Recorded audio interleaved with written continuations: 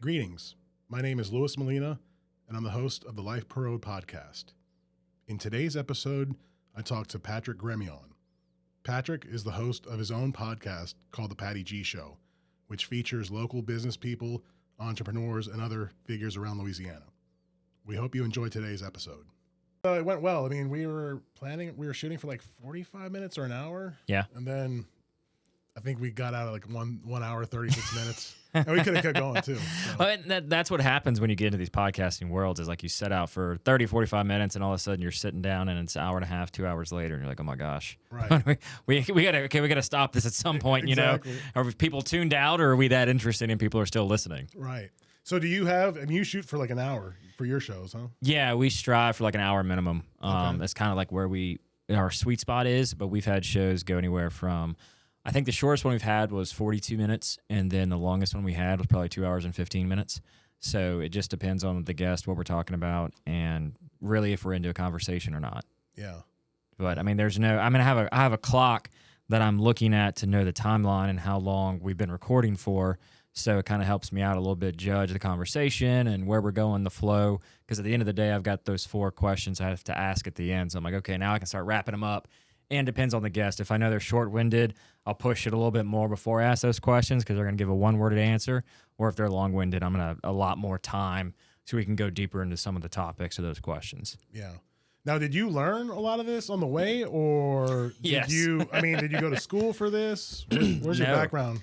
No. So I went to LSU as the first graduate in accounting with a paired degree in entrepreneurship and a minor in communications. So podcasting was not within my curriculum, not within my degree program. It was something that I started wanting to showcase Baton Rouge entrepreneurs and what they were doing within their everyday life, within their business, and really attract people to stay here rather than leave and go to Seattle, Dallas, Houston, wherever the big city was with all the great things happening. I wanted to showcase what they had here in Baton Rouge because I knew they were doing cool stuff. So it was very much learning along the way. And I mean, I started with an iPhone, so like I didn't have. You're starting light years ahead of me with this amazing studio you have. So it was a long time coming, but I mean, we're coming up on 4 years now, so it's been a wild ride. Wow. Yeah, I guess it helps. Since we're using this for our business, we It have works the for you. capital Yeah. to invest in this, and we hope to get an ROI. I mean, obviously, you see the advertising for our e-commerce platform. Hopefully, this content can help drive some sales for us. Well, and that was my initial thought around podcasting, was to use it as a marketing tool. So whenever I started in 2019, I really thought about it from a marketing avenue that every business should have a podcast, because I knew the value it could bring where you're controlling the content, you're controlling your message, and really if you don't have one, like you're behind the times almost. And that was back in 2019, 2018, when I was kind of learning more and more about them and how to do them and really understanding that the cost of putting one out there can be done relatively cheap. And once I decided to go ahead and start doing it the marketing avenue, I started pushing it to my parents' business, and he was like, we're plumbing. Nobody wants to listen about toilets all day. Then I pushed it to the accounting firm, and they're like, that's our free advice. We're giving free advice at that point. And it was a little bit early in the time, because now they look at it and they're like, oh, wait, we can just do this and be an industry expert and really lead talking points in our field. And I said, exactly. I tried to tell you this 4 years ago. And so from there, I was like, okay, I still have this hunch. I still have this need to do a show. So that's kind of when I was like, let me just do this podcast for entrepreneurs, and we'll call it the Patty G Show.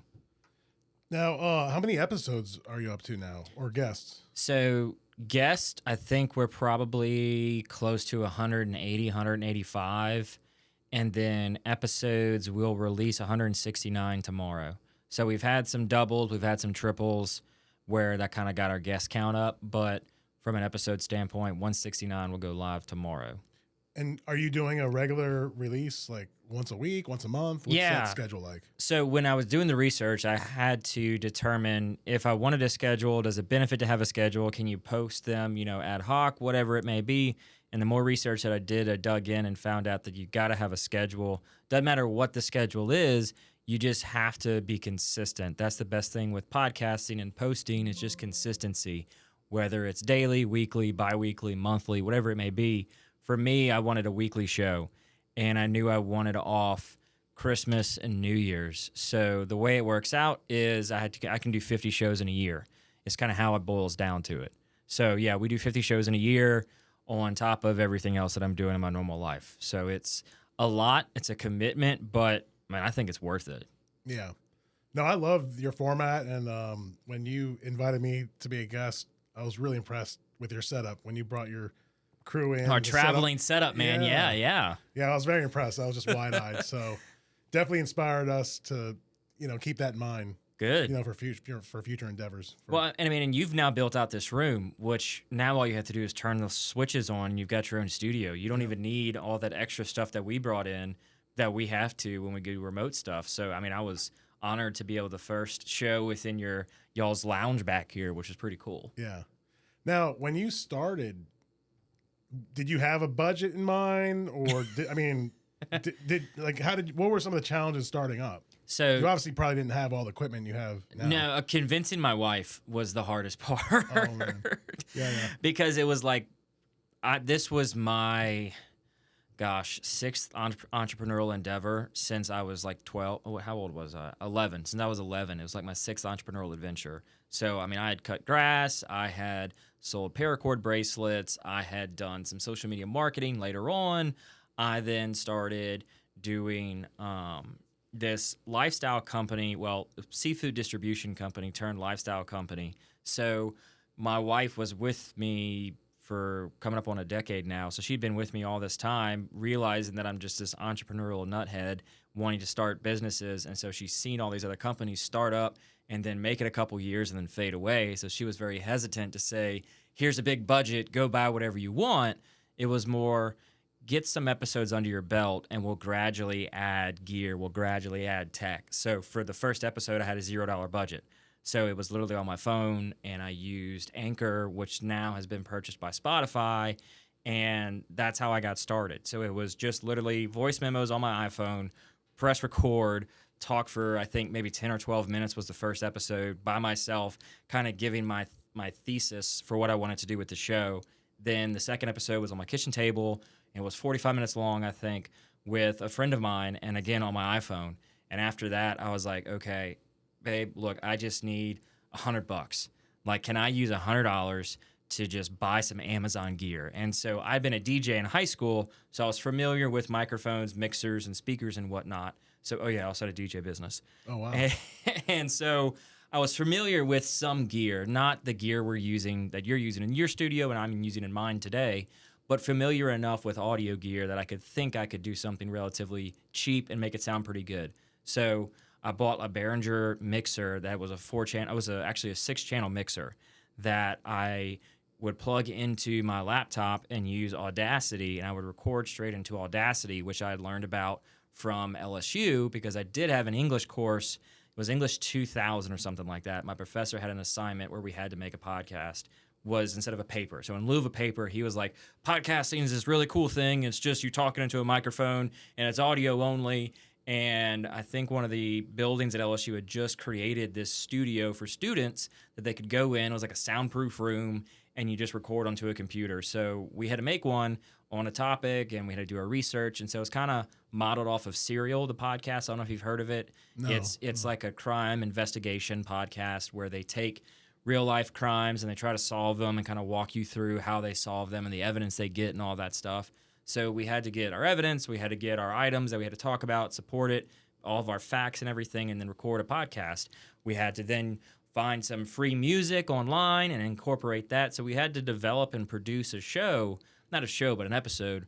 And so I was familiar with Audacity. I kind of knew how to do it.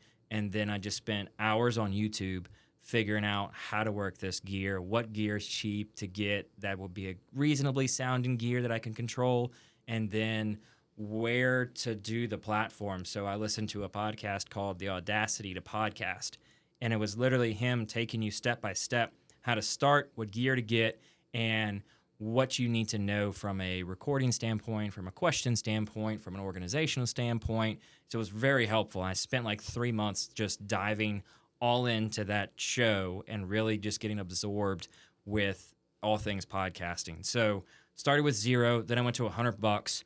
Then after probably 10 episodes, my wife was like, okay, you're putting the commitment, you're putting in the grind, you can go buy something else. I was like, I just need to buy a stand to hold my iPhone because I wanted to incorporate video. So I was like, I want to have video. I got to have video in the show.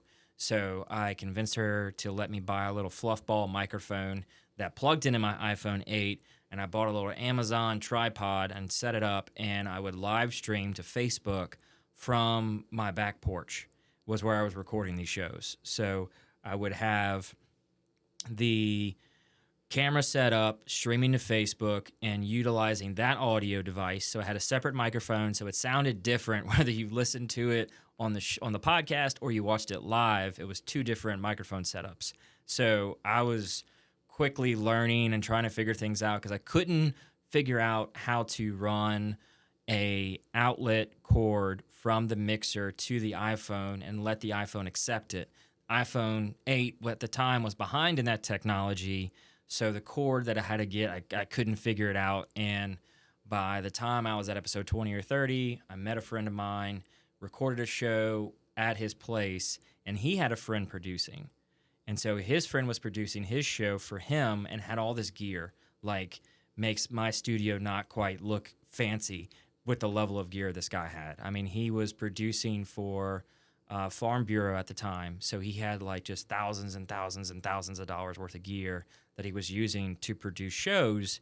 And he came to do the show I went on, Chase Doesn't Know podcast, and then he came on my show, and I was like, do you want to produce mine later on? So he stuck with me for a little while, and I ended up overworking him because he wasn't wanting to do it as frequently as I did, and he was like, I need more, and I was like, well, the show doesn't have money, man. I still don't have a sponsor.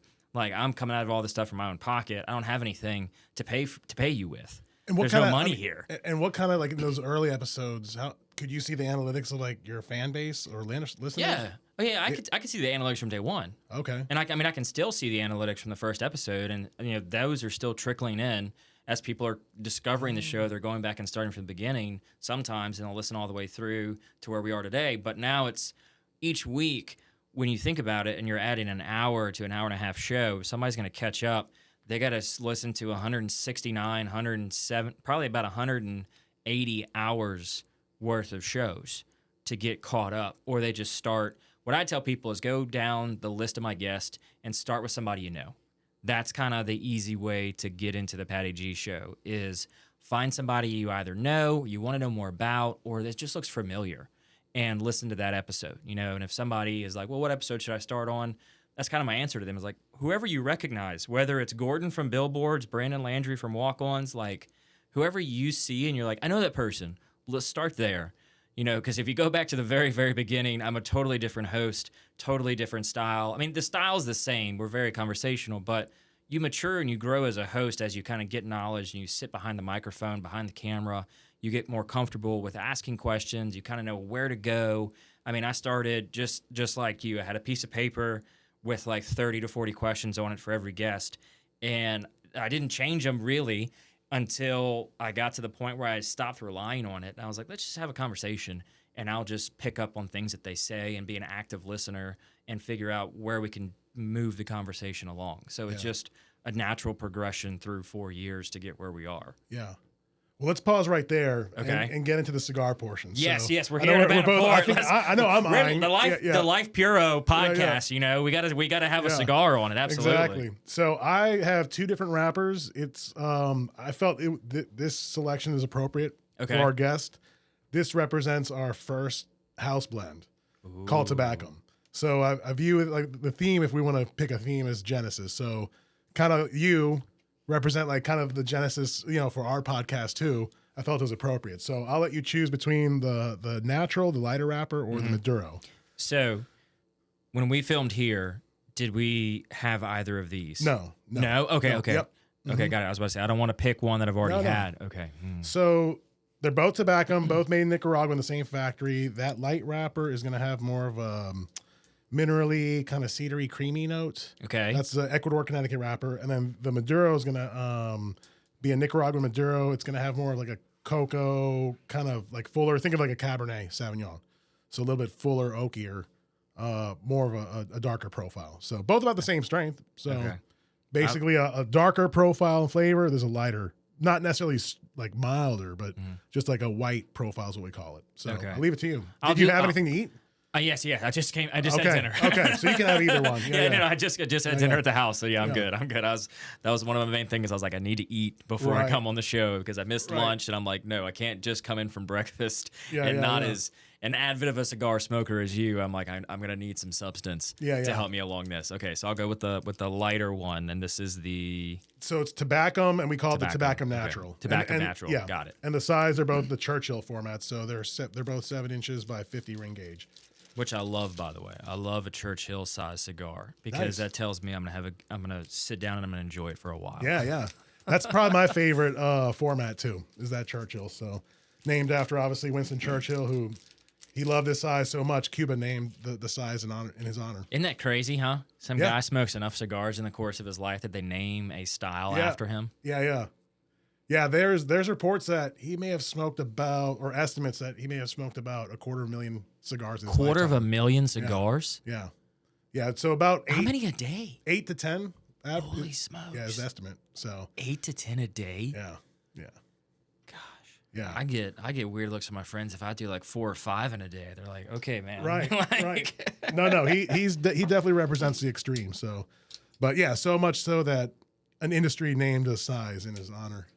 Which is like, hats off to him for having that much of an impact in his life to have a whole industry name something after him. Yeah. That's just, because when you think of him, in every picture you see, he's always got like a cigar or something in his hand. So it makes complete sense. Oh, yeah, it's iconic. I mean, you can't imagine Winston Churchill without a cigar. There's one painting of him, and I don't know if it's true or it's one of these urban legends. There's a painting of him or a depiction. I don't know if it's a painting or a photo. It's of him in his chair, and he's looking really angry, but he doesn't have a cigar. He doesn't have a cigar. And supposedly, that face, that scowl, was because the artist or the photographer told him not to have the cigar in the picture. So he was kind of angry about that. Again, I don't know if that's true, but it's kind of a funny anecdote for sure. So, now, do you prefer the torch lighter or the match? So It's up to you. If I'm in a non-wind environment, which we are tonight, we're in the studio, I'll go a match. Okay. So, but if I'm in like on the golf course or I'm in a high wind area, I'm going to go with a lighter. Yeah. That's usually how I choose it, but for time's sake, I'll quickly go with the torch. But yeah, I'd certainly like the match myself. So we'll light this up and get a good roast. Some people like to toast it first. Others just like to strike and light it.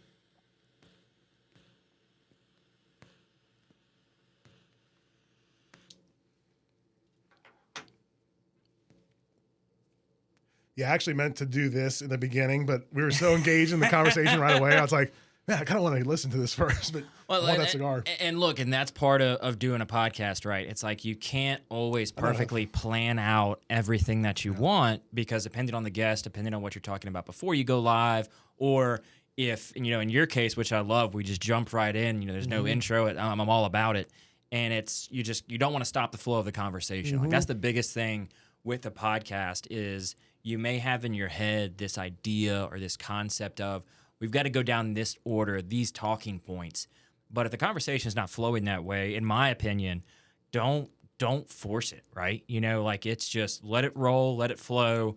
But I mean, I wouldn't have stopped you if you didn't been like, hang on, we got to light cigars first. No, but I think those are good tips for beginners or people who are thinking about, starting their own podcast. Good tips to, keep in mind. Don't be so rigid like you see me with the outline, but we just kind of switched it up and we're just kind of, I like a more natural approach to dialogue and conversation. I think it's more effective. Yeah. Well, and again, this is, you're early on in your show development, right? So again, unless you were taking podcasting classes, this organic feel, this natural progression of how you run the show, I mean, you're still, you've got what your show is about, but at the end of the day, you're still very much developing that consistently and constantly. So it's like, of course, you may have everything laid out to where you've got your thoughts, and you're doing a lot during the day too. So having your thoughts gathered on paper is great, but accepting the flow of conversation and being organic and kind of following everything going, it makes for a smoother flow, right? Yeah. Oh, and we're blessed. I'll give a shout out to our producer, Nick. I mean, he's been such a tremendous asset for us in the short time he's been with us. He helped out with the outlines and just setting us up with the technicals. So I think we're way ahead of, I guess, most podcasts. So we're pretty fortunate. Getting the gear and getting somebody who knows the gear is huge, because if you as a host can sit in the chair and not have to worry about any of that stuff, like when I first started, I was doing everything. Yeah, right? you had to consider every little thing. I had to consider everything. So I'm pressing record on my computer. I'm pressing, start on the Facebook Live. I'm worrying about the lighting. I'm worrying about the sound coming through. And at the time, I didn't really have any headphones either. So I'm like, I don't know what we sound like. I hope it's good. And I did do some testing. So like beforehand, when we were just chit-chatting and whatnot, I would press record and do a couple of minutes, 2 or 3 minutes, and kind of go back, listen to it. Does it sound okay on the computer? Yeah, let's rock and roll. Let's take care of it. But yeah, sitting there and having to worry about producing it while recording it and being the host, it's a lot, I mean, it's a lot to just go down a normal flow of a show and understand what we're going to talk about, where we're going to go. And add on top of that, like if you're behind the boards right now and you're pressing this and you're pressing that and you're having to do all that, it's a lot to add. So yeah, Nick, kudos to you, man. Yeah. Thank you for joining the team. This is fantastic. No, absolutely. And what was funny was when I pitched this concept to Pops, actually, I had the idea for producing our podcast maybe 5-6 years ago, but we just never really could execute because we didn't have the space in the old location. I was even thinking, let me just do it at my house, just in a room. But then as I realized quickly, well, I can't really have guests and smoking. It's just not conducive. So I guess the execution of this podcast finally ramped up when we moved to this new space. And I was originally thinking of doing all those, the technicals by myself and hosting. But then I realized, you know what? I don't know this. And I went to Pops. Look, I hate to ask for more money, but like we need to hire someone to help take care of that. Yeah. And yeah, I'm glad he realized the value. And I think we're going to be producing, hopefully some good content. And look, I'm a very big advocate of hiring for your weaknesses. So understanding what you know and what you don't know and finding people to fill the void in the areas in which you don't know something. So I learned the audio space for this show very quickly so I could handle the audio side. But for the video side of things, that's a whole new world. If you're not doing video regularly, if you didn't do it in high school, like it's just crazy the amount of stuff that goes into video and photography that's totally separate of audio. Like for an audio standpoint, the amount of knowledge that you have to gain to have something sound good is, not that great, right? You don't have to have this massive amount of knowledge to make something sound good from an audio standpoint, but to look good behind a camera, whether it's videoing or whether it's taking still shots, there is lighting, there is shutter speed, there is so many different components that go into that it just takes years to get a good knowledge base to where I would feel comfortable producing at a quality in which we do now, Yeah. Like I didn't start out the gate knowing all of that stuff. It was just a trial and error. But when you're 4 years in, you kind of get hit with this level of expectation. Like you can't go backwards, from a quality standpoint. It's like once people get used to hearing you, they get used to seeing you a certain way. You kind of, if you hire somebody, they got to be up to speed with what you know and be able to execute in the same manner. So are you satisfied with like your setup, or are you looking to even improve more? Like, what are your thoughts on where you are right now with your podcast and your whole process?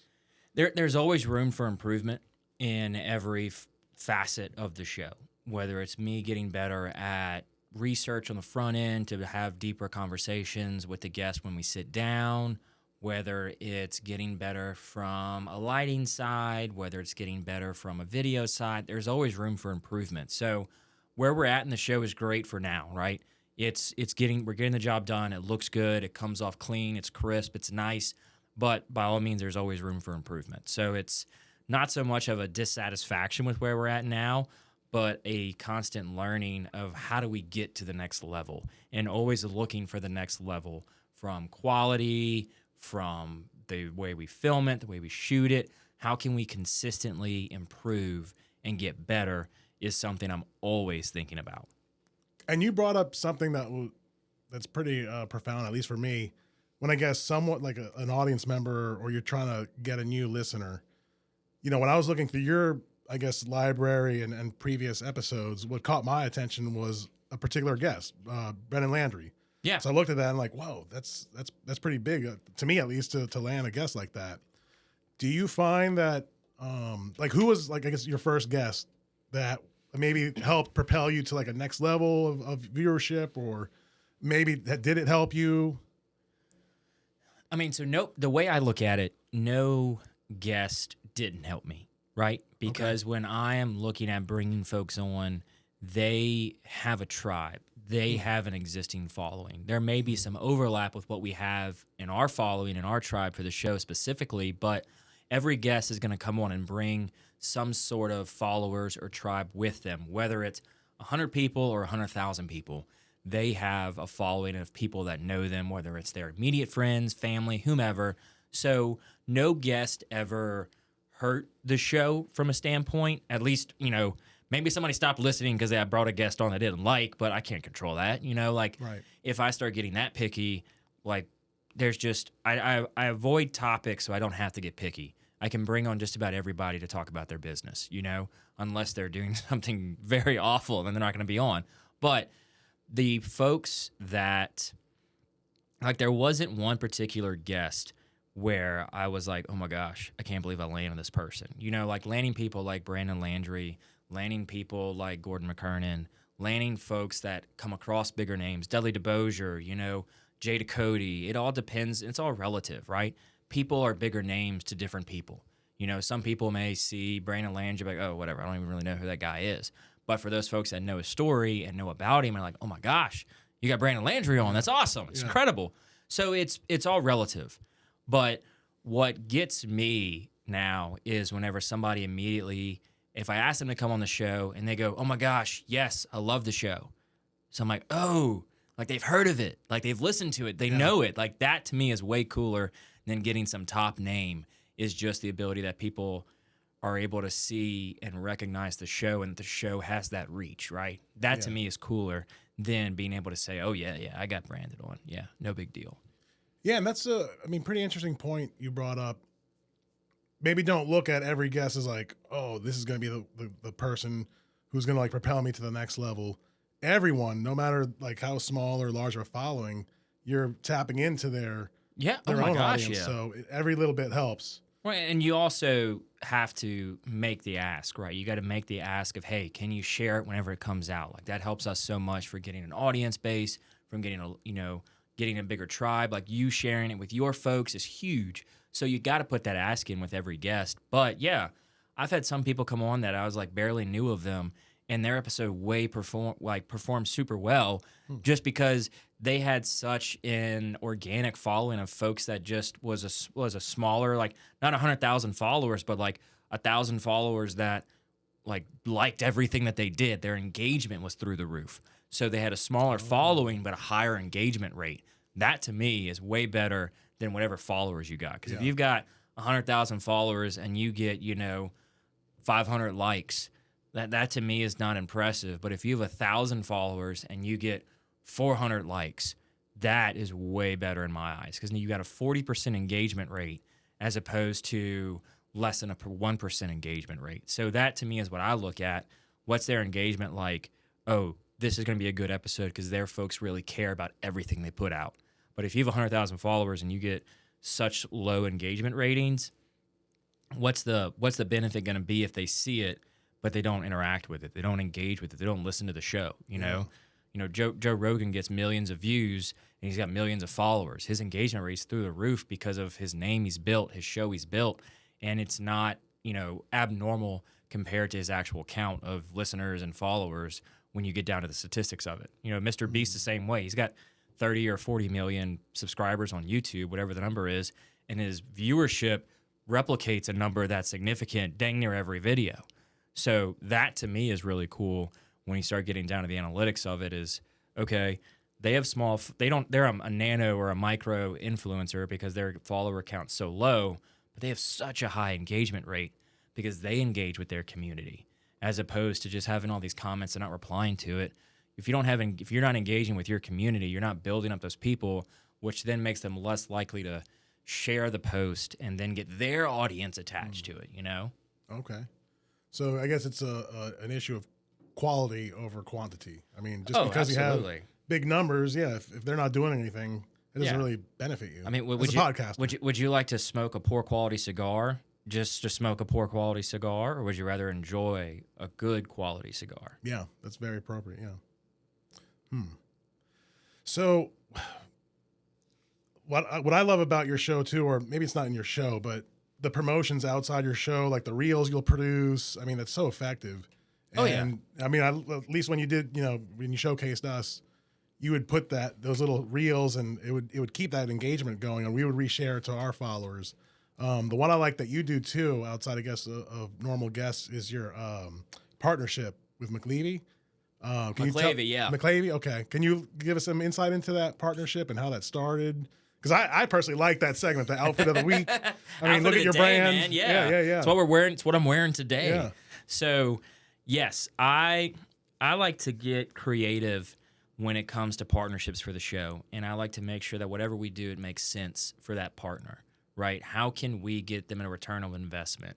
If they're going to put money up for the show, or they're going to put up a bartering and like-kind goods, how can we make sure that they get their benefits? So for the outfit of the day that we started with McLeavy, they came on the show, and I was talking with Frank, and I was like, Frank, dude, I would love to, become a partner with y'all. I love your store. I love your story. And I think my community would be in tuned with professional attire. And I think we could create a sense of culture or a sense of message where we're talking about clothing, because there's not a whole bunch, if any, male clothing promoters in Baton Rouge, right? If somebody has their own line, they're going to promote it on their own show, but there's no fashion guy. I mean, maybe Dixon McMacken does a little bit, but there's nobody showcasing men's professional attire. And so he was like, I love the idea. Let's figure out some logistics. So we do it. It's a straight trade deal where they provide me, with clothes, and then I will provide them with content and showcasing the clothes on the show, and then doing the outfit of the days. So that's where we talk about each of the items. We talk about the Florsheim shoes I'm wearing, the Florence socks from Italy I'm wearing, the Ballon pants I've got on. And we talk about each item in hopes of when somebody views it, they're like, oh my gosh, I love what Patty's wearing. Can I just get his whole outfit, right? And they've had people do that where they've been like, they'll DM McLeavy and be like, this outfit of the day, I want the whole thing. Wow. And so McLeavy will package it up for them. If you shop with them before, they've got your size on their computer, so you don't even have to go there to pick out your sizing. They'll get it all tailored to you. They'll get it fitting you right, and you'll just walk in and say, I want the Patty outfit, and they'll hook you up with the exact outfit. And to me, that's really cool too. Seeing folks it's putting a face to some clothing and just getting people out of their comfort zone, right? Before I had the partner deal with them, I was wearing jeans and a polo to work every day. And now I'm able to have these different outfits and showcase my personality a little bit more, But I think it's so appropriate too. I mean, to me, it seems like a perfect marriage, very symbiotic, where, you're engaging with entrepreneurs, business leaders. A lot of them, look to that kind of fashion. Yeah. So it really works. And I've found at least one testimonial. You have one person. Now I'm looking forward to that outfit of the week spot. I think it's effective, And it's got me thinking, even running a business, I need to take it up a step further with just the fashion, Right. And it's being, comfortable with what you're wearing, because generally for guys, we don't like to ask for directions or what to wear, right? We like to feel like we thought of it all on our own. So it's like my subtle way of saying, hey guys, this is a good outfit to put together, putting these pants with this shirt and these shoes. It's a good outfit, looks professional, and McLeavy's got it all. So just go there and say, hey, Frank, I want to redo my wardrobe, and he'll take care of you that way. But it's a perfect symbiotic marriage. That's what I look for when I look for a partner. Does it make sense with the show? Mm-hmm. Who's our listener base? Who are we having on the show? Because we have that component of it too. It's not just two hosts talking every week. I've got new guests coming in.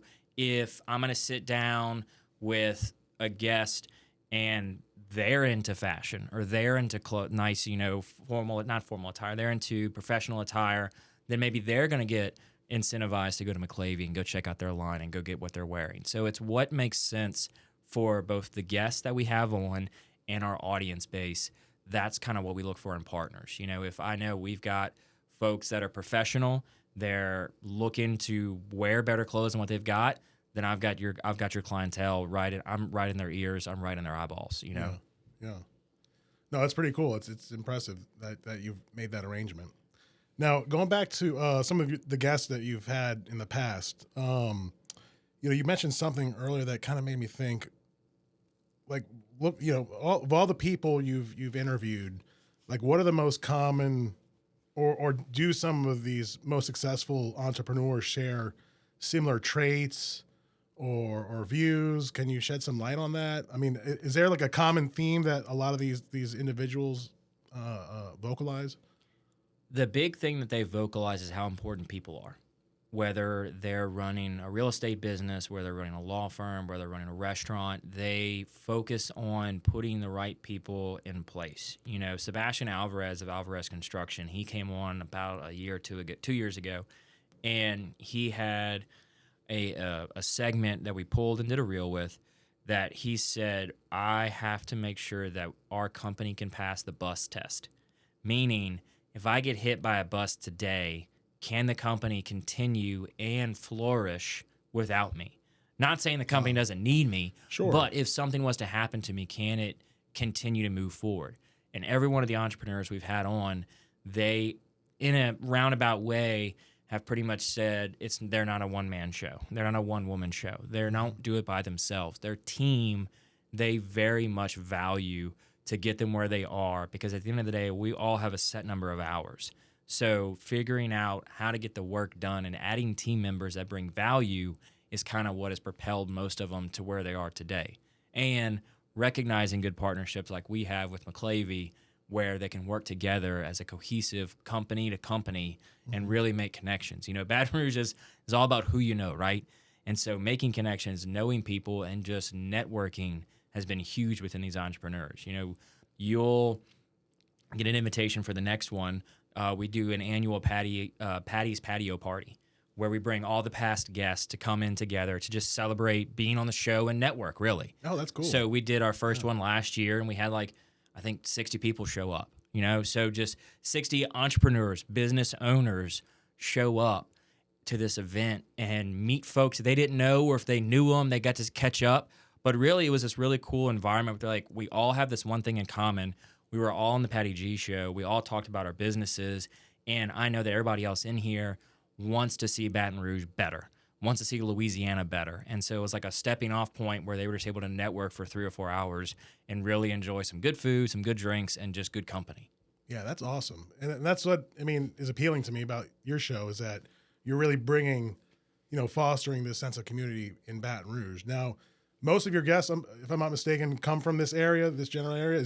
Are you looking to expand outside Louisiana, or are you content just to keep it local? I guess there's enough. Look, we're doing 50 shows a year, right? So there's I only live for so many. I only have so many years in me, so I can't touch every business in the state of Louisiana. Being a born and raised resident here in Baton Rouge, I've got to stick with my community. I've got to stick with my local area.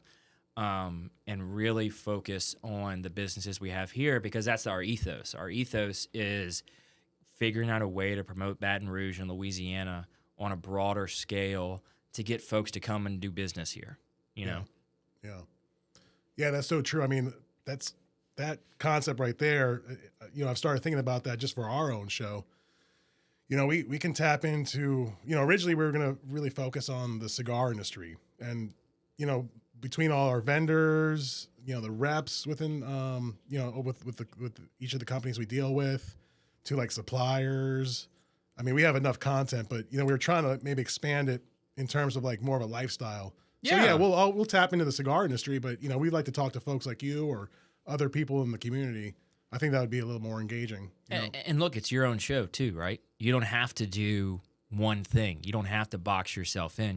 This isn't the cigar show. Mm-hmm. It's, the Life Puro. It's the ability to look and talk on a broader scale of topics that doesn't box yourself in. That's why I named it the Patty G Show and not the Entrepreneur Hotspot or whatever. You know, I've done cooking segments with Citigroup. We've gone and done, you know, trivia at Point Marie. We've gone and done community events with Vitalent via blood drives. Like, we've gone and done different things in and around the area that was not, quote unquote, entrepreneurial.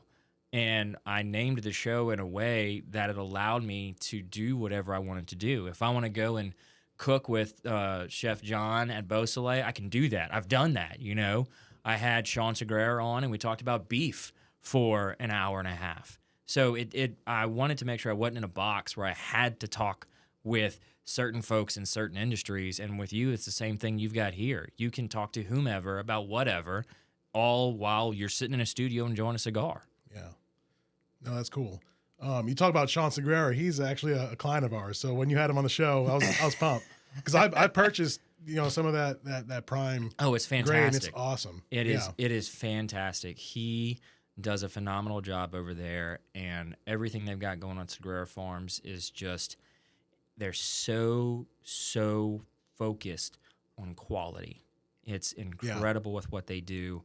They're focused on genetics and how can we get the best of the best cattle for our product? How can we serve not subprime but above prime beef to every one of the customers that purchase Segura Farm beef? And they've accomplished that year over year over year.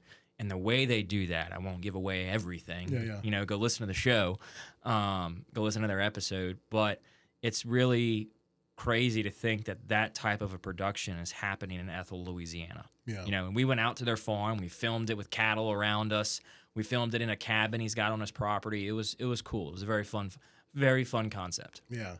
No, so again, I don't know how many years he's really been offering the beef to the market, but I remember purchasing some, I think right in the middle of the pandemic or in the beginning, and that definitely helped with my my protein storage there. So, but yeah, I love it. Probably some of the best ragu I've made, just using the ground beef, some of the best steaks.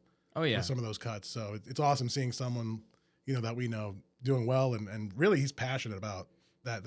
He's so passionate about beef. Yeah. And super friendly guy too. Very friendly and always trying to find a way to help people. Yeah. You know, trying to find a way to connect people with beef or get with restaurants and better their beef process. You know, like they sell, I think, exclusively to Supper Club and maybe a little bit of John Fulce restaurants. And like, that's it.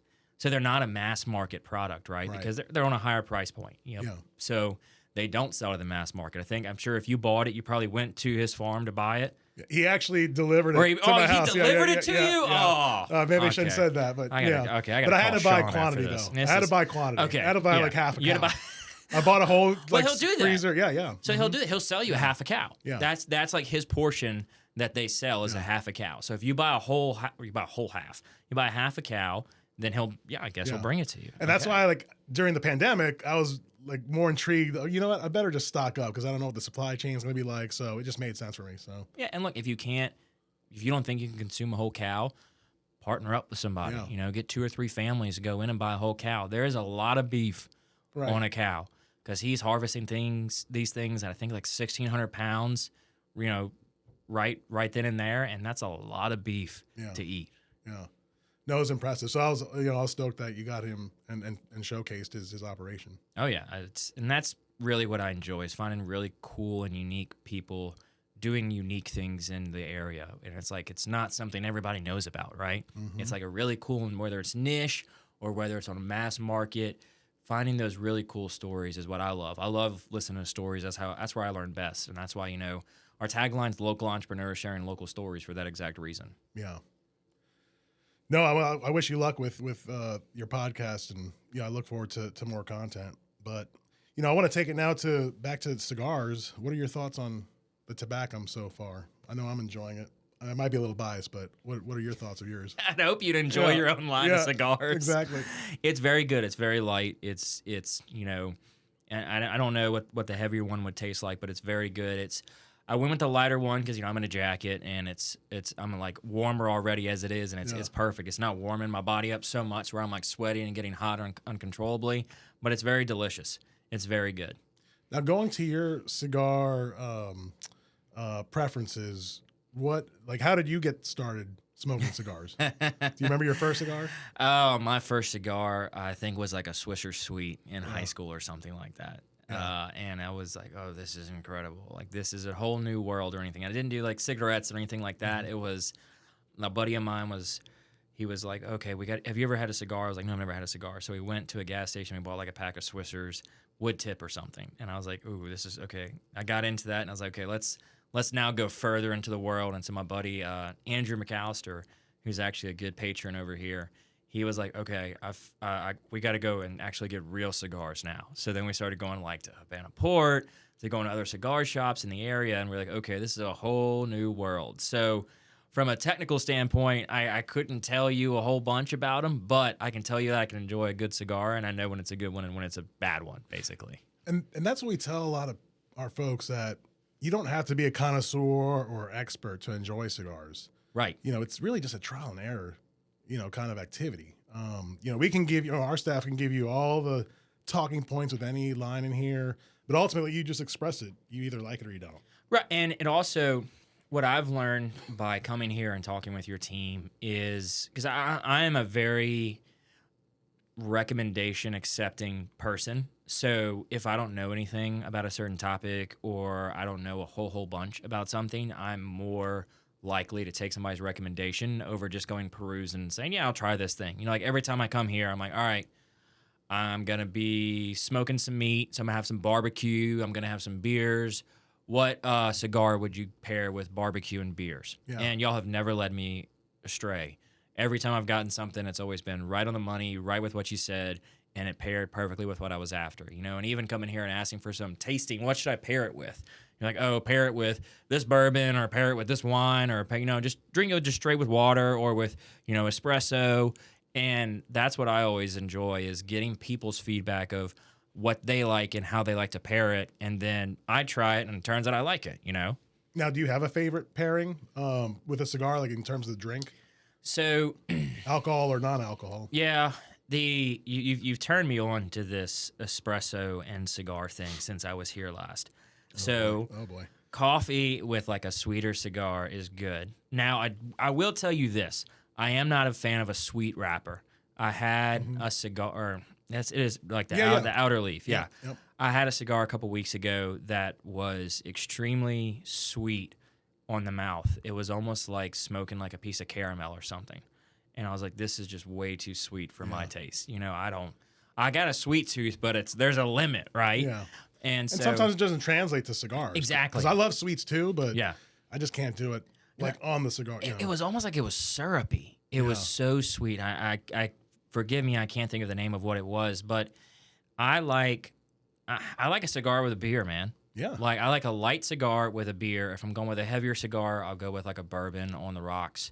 Or if I'm going with a medium blend cigar, I'm gonna go with an old fashioned. Nice. So nice. I do pair mine with some alcohol, but it also depends. If I'm going and having an afternoon cigar, I'm gonna get a bottle of water or something. Yeah. But no, I can't do, outside of a beer, I can't do like a carbonated drink with a water, like a carbonated water or like a ranch water or something like that. It's got some fizz in it. Gosh, no, champagne. Yeah. And it's weird. The texture doesn't. Me too. I agree with that. Yeah, like if I don't want something popping in my mouth while I'm smoking a cigar, right. But it also, and again, I'm sure that cigar, I would probably say it was going to pay. You described it as like a Cabernet, right? So I'm sure that may go well with a glass of wine. Mm-hmm. And some people may think, oh my gosh, a wine and cigar. Like, look, there's sometimes pairings go well together that you say it and it may not sound like it's going to go well. Like pineapple on pizza. I love pineapple on pizza. Where do you stand on that? Oh. The purist in me says no, but I mean, I'm not gonna lie. That's all I'm gonna say. I'm not gonna lie. So no answer. Yeah. Bold move. I won't answer that move. if I'm in Italy. Have you ever seen those? Speaking of which, you ever seen these videos where, like, especially in Naples, where the pizza was invented, and the locals there, they even have like pizza purity laws.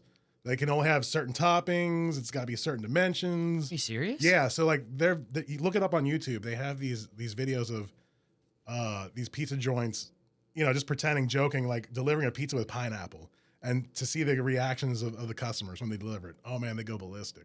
I'm sure They get violent too. Well. Yeah. I'm not saying that pineapple is a pure pizza. Yeah. Okay, I'm not saying that's what Right. you need it to make it a pizza.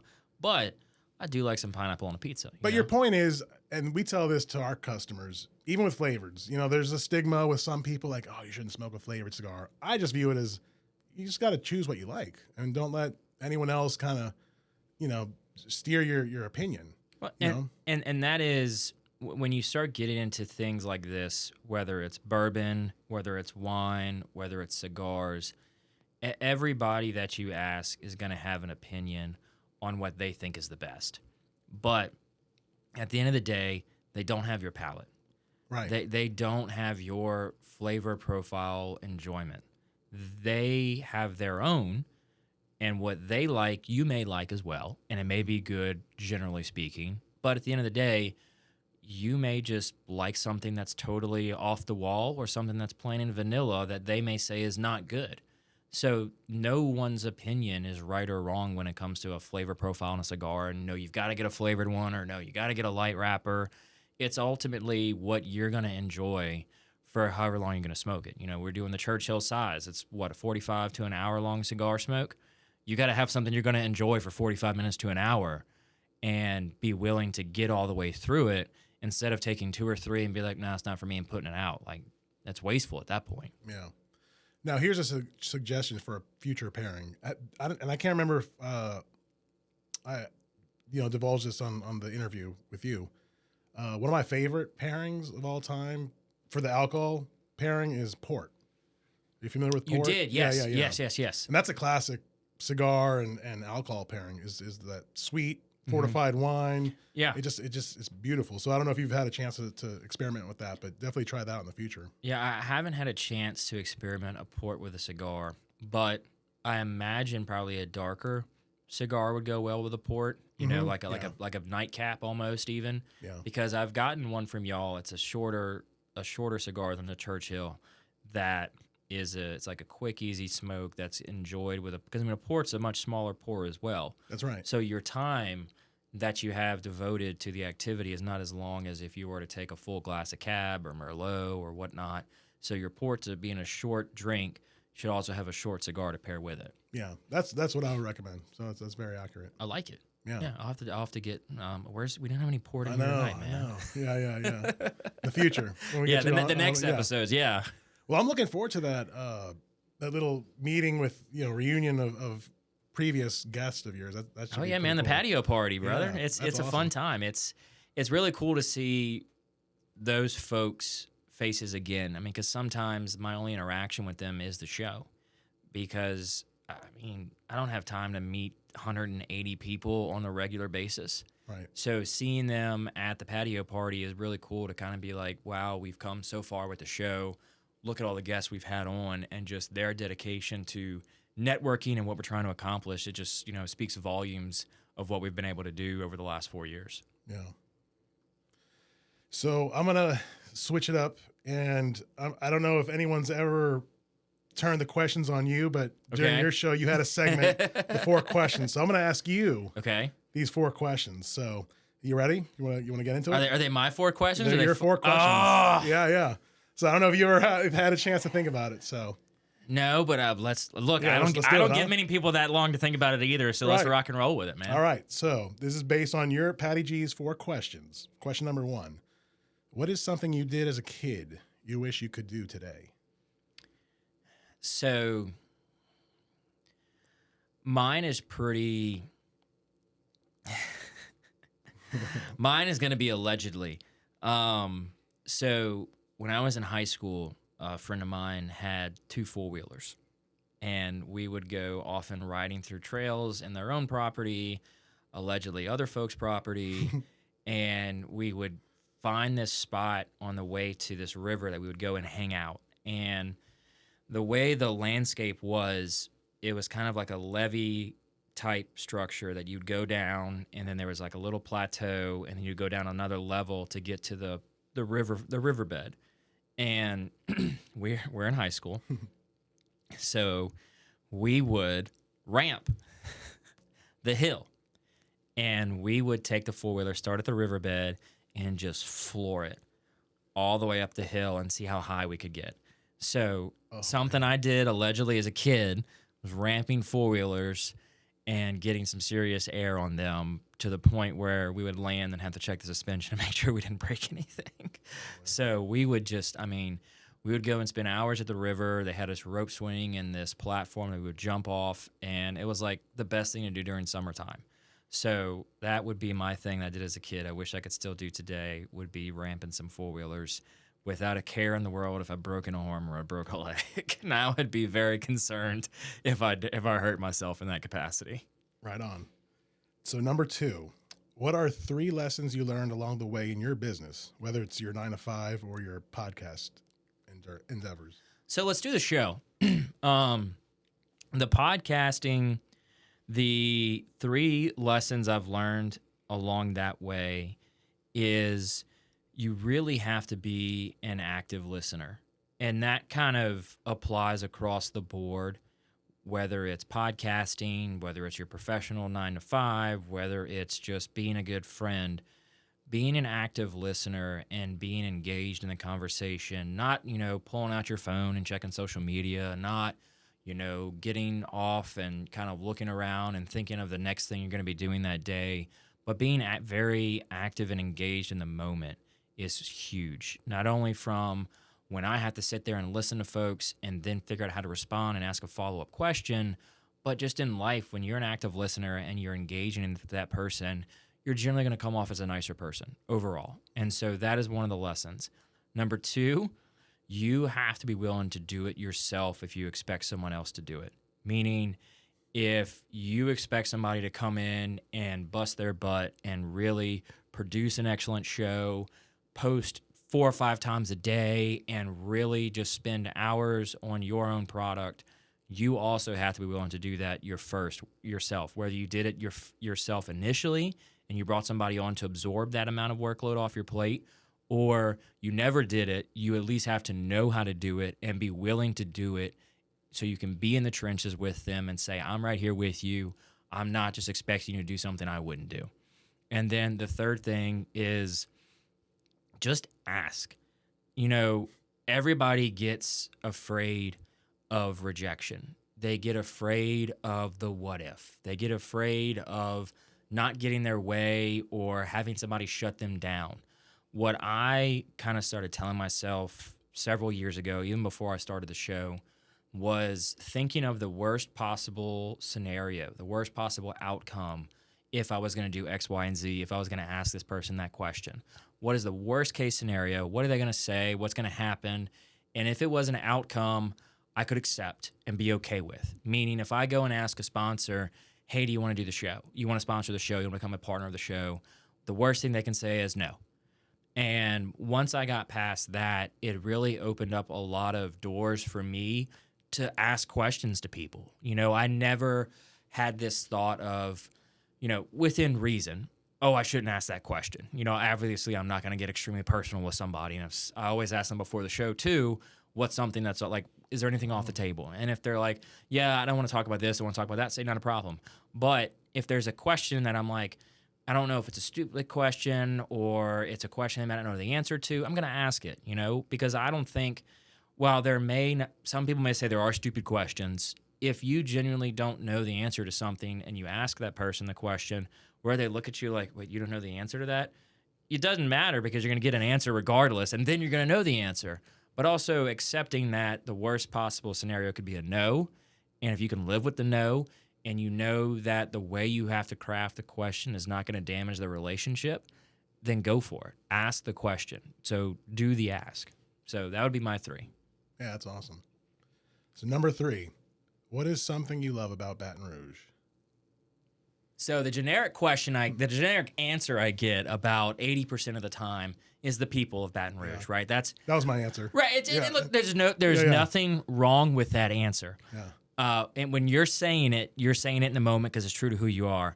When I'm hearing it 170 times, right? So I'm like, oh my gosh, the same answer again. But it's no. Right, If the people are what makes Baton Rouge the best, then that's okay. But for me, what I see in Baton Rouge and what I think Baton Rouge has going for it is the amount of potential that we have within our time to make something great.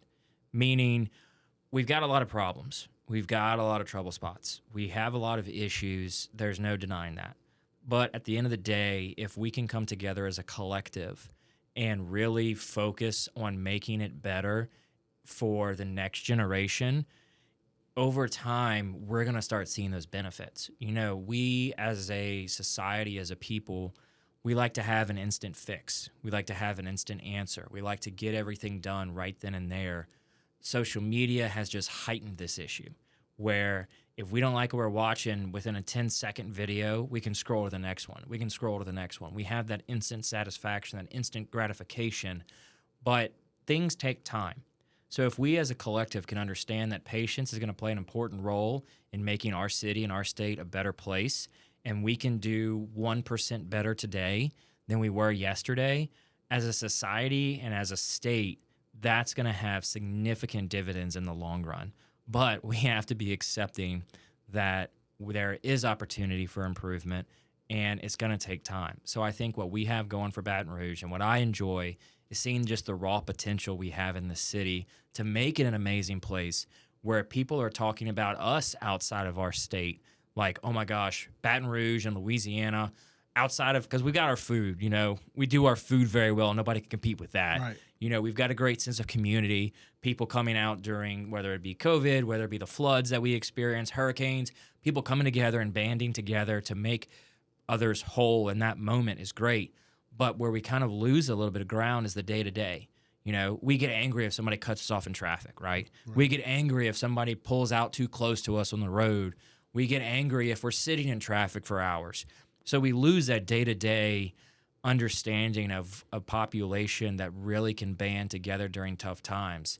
So what I see is, well, let's just start improving in that way. So if you get angry while you're driving because somebody cut you off or ran the red light or whatever it may be, you don't know what's going on in that person's life. Maybe they're speeding off to the hospital because they've got a sick one that's dying. Maybe they're late for a very important meeting that they've been trying to get for years, and they're broke and they need that meeting to make their dinner bill that night. We don't know why they do what they do. And so if we can, as a collective, understand and just be more patient with people, I think the potential to grow into something huge and something amazing that we can all be proud of is just right at our fingertips. Yeah, that's really profound. Little side commentary. What helps me during traffic is smoking a cigar in the car. There you go. That helps. Traffic. I don't care about traffic when I'm smoking. Like, Look, and so when I was in high school, I bought my first car when I was 16, and I'd saved up for it, and I worked my butt off, and I was able to buy a 1994 Jeep Wrangler YJ.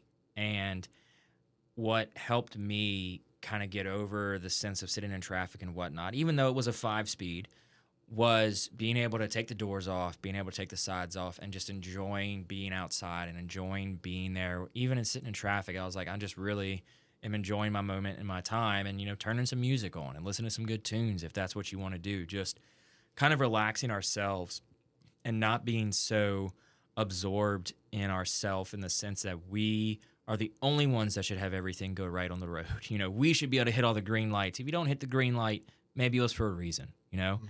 Maybe at the next red light, somebody ran it. And if you were going to run that green light and somebody ran the red light, you'd have had an accident, you know? So we don't know what would have happened if we arrived at our destination on time instead of 20 minutes late, you know? Yeah. So number 4, what can I do to help you? Keep on doing this, number 1. So keeping podcasting going in Baton Rouge is huge. Having folks come on your show and share their stories is going to be huge. Promoting the cigar industry, the tobacco industry, getting people more intrigued to try new things is going to be huge. So just putting out content that you're going to do with this show, whether it be reels, whether it be audio, whether it be video, is promoting Baton Rouge in another light. You know, it's promoting Baton Rouge and Louisiana in a unique way, in your own way, that is going to help me accomplish my goal of showcasing amazing things in Baton Rouge. Because if someone's like, okay, where's a good cigar shop? I'm like, okay, first off, on your way in, listen to the Life Puro podcast, get familiar with the area, and go check out what they've got going on in Habana Port, because what they're doing is really cool. So that helps me, right? And telling people about the show also helps me, about the Patty G show helps me. And if you have anybody that you're like, Patty, you've got to get this guy on, send him my way, connect us. Okay. I don't know everybody. Yeah. It's impossible for me to know everybody in our state. I'm not Kevin Bacon, but if you're able to connect me with somebody that you think would be an excellent guest, I'm all ears. So long as they meet our parameters, and you've been on the show, you know what the parameters are to be on the show. If they meet it, send them my way, and I will do what I can to make sure that they fit within our lineup. For sure. No, I appreciate that. And look, I want to thank you for your insights and advice that you've offered, especially during our launch. So I appreciate it. And do you have any? Well, before I get to that, actually, I was thinking too, I need to incorporate like your method of like the 4 questions. So yeah, I'm sure for me, I'm gonna kind of over these next few podcasts, kind of tweak it and develop it. But I do have one question that I'm gonna ask: What's that? Tabasco or Crystal? Swamp Dragon. Swamp Dragon. Swamp Dragon hot sauce. Huh. It is a liquor-based hot sauce. So there's no vinegar in it. It's made here in Baton Rouge. It's a local brand. And their product is what I'll use instead of Tabasco or instead of Crystal. So I don't like a lot of vinegar when it comes to hot sauce, which is funny and ironic because I like pickles. But I just, for whatever reason, the amount of vinegar that's in hot sauce is not appealing to me. So I'll use Swamp Dragon. I love their bourbon hot sauce, and I love their tequila hot sauce. Their tequila hot sauce goes phenomenal on tacos. Whoa. Yeah, I And haven't heard of them. their rum hot sauce goes great on an Oreo. What?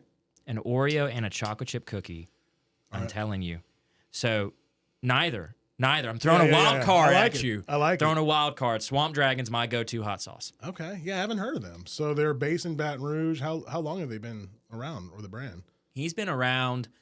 Matt Beeson's the owner. He was my second guest on the show. So he was on way long ago. He and I went to LSU together.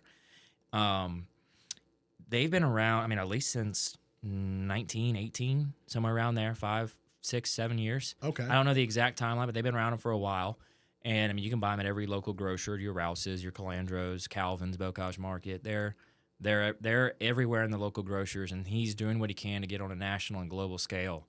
But he was actually on The Most Expensivest with 2 Chainz. What? Yes, there's an episode of The Most Expensivest. He made I'm not going to say the price because I don't know the price, but he got an expensive bottle of liquor and made a batch of hot sauce with it. And 2 Chainz said it was pretty good. What? So it's on YouTube. Look at Most Expensivest Swamp Dragon hot sauce, and it'll come up, and it's pretty cool stuff. So Okay.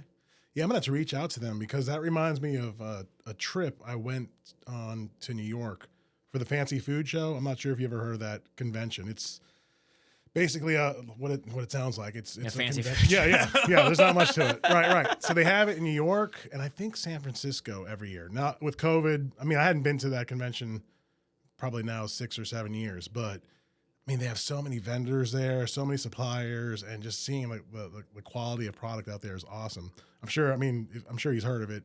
Oh yeah, that would probably be a good venue for him too. Yeah, I know he's all into the trade shows and doing everything, but he surprised me one time, and that's how he gets, like, when he goes to trade shows, he's a unique character in the sense that he's so passionate about his product that he likes to he brings bottles of it with him wherever he goes, and he just likes to show it to people and have them try it. So at the Patty's Patio Party, he brought the rum hot sauce, and he got a key lime pie and poured some of the rum hot sauce on the key lime pie. What? And dude, I'm telling you, I don't know how it works. I can't describe it. I don't know the science behind it, but it works. But it works, yeah. A little bit of spice, a little bit of sweet. It just blends and creates this harmony of flavors that is really, really cool. Well, you got me intrigued with that Oreo pairing with what hot sauce? Rum. The Okay. rum dragon hot sauce. Yeah. Okay. And he's got this little character and everything on the bottle. It's very cool. It's very unique. And I think he's got a patent on it because he's the only liquor-based hot sauce in the world. It's pretty cool. Cool. All in Baton Rouge. All in Baton Rouge, man. That's cool. He produces it here. He bottles it here. He packages it here. He does everything here all by. I think he's got a couple members on his team now, but like he's in the layer is what he calls it. In the Dragon's layer is where he puts all these bottles and all this stuff together and ships it all out. So it's pretty cool. Like he's an exciting person to have on a show because he was also in audio. He was also in a band, and so he loves the way around a microphone and loves sharing his story. Okay. Yeah, I'm going to have to reach out to him. I'll connect you, yeah. Awesome. Well, before we sign off, do you have any last thoughts or offerings you want to share? I love what you're doing here at Habana Port with your lounge in the back.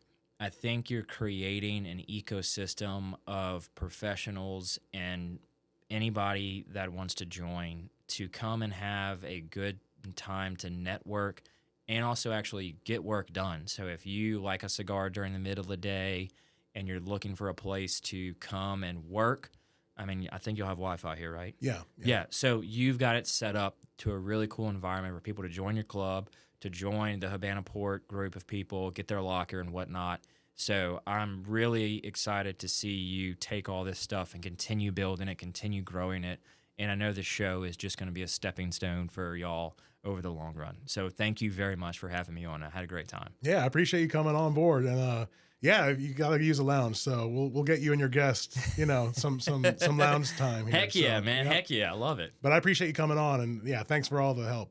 Absolutely, man. Look, I'm an open book. Whatever you need, whatever you got, ask me and I'll help where I can. It's not much, but an honest day's work is what they say, right? Yeah, exactly. Well, I appreciate you, buddy. Absolutely, all man. Right. Thank you for having me. Yep. Take care. You too.